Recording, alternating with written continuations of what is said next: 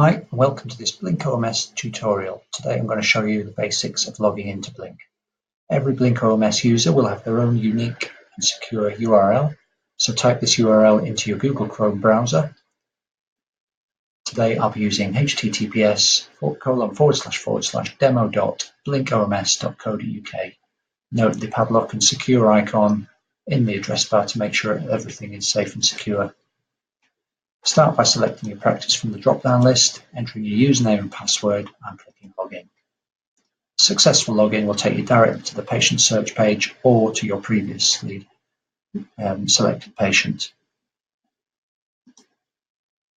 If you fail to log in successfully, you'll be given the option to retrieve your login details using the link here, Forgotten Your Login Details. Just click that link.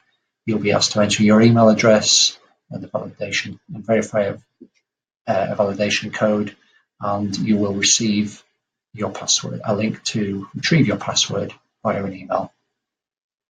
Okay, so that's the basics of logging in. Please see other videos in this series to find out more about Blink. Thank you.